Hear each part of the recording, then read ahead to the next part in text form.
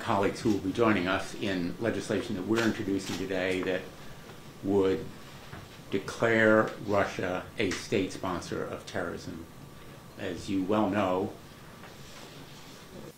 the need for this measure is more pressing now than ever before. It's not like we are discovering a kindler, gentler Putin as more of his actions have been revealed. In fact, what is shown in the towns and cities where Russia has retreated is more of the same that Senator Graham and I saw in Bucha and the towns surrounding Kyiv. Genocide, war crimes, atrocities that are unspeakable. Women and children killed with their hands tied behind their backs.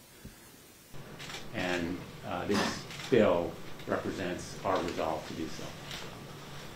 Well, number one, there's three things I would like to accomplish by the end of the year when it comes to Ukraine. He is flouting international law at every turn. He's indiscriminately bombing civilians, and he's threatening to do more.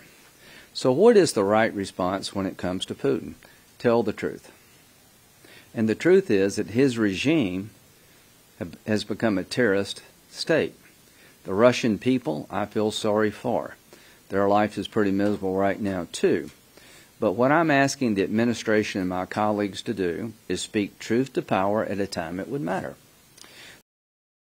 Yeah, I want to stress that. I mean, we believe that the best message to send right now is that you're buying weapons from the Iranians, you're wanting to buy weapons from North Korea, you're acting like a terrorist organization, we're going to label you as such, but give the president a waiver ability to do the things that he thinks may be necessary to change things on the ground.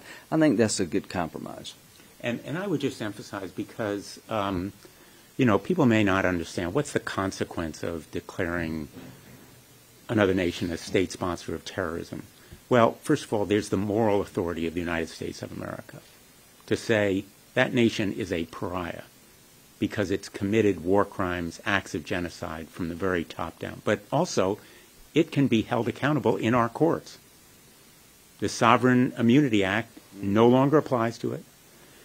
And there is also the additional economic pressure that is brought to bear. And finally, and maybe most importantly, I would just add, the effect on the Ukrainian people. When we traveled to Kyiv in our last trip, and we gave President Zelensky a copy of our resolution, the warmth and excitement is really palpable. They're feeling that that resolution expressed the will of the United States Senate, the will of the American people, that they are against a terrorist state, matches what they see in their own lives on the battlefield, but also in the towns and cities where they are liberating people and seeing those atrocities. It is almost beyond words to describe what it means to the Ukrainian people, and I think it would be a boost to their morale. Just one question to clarify. Any legislative initiative should be signed by the President.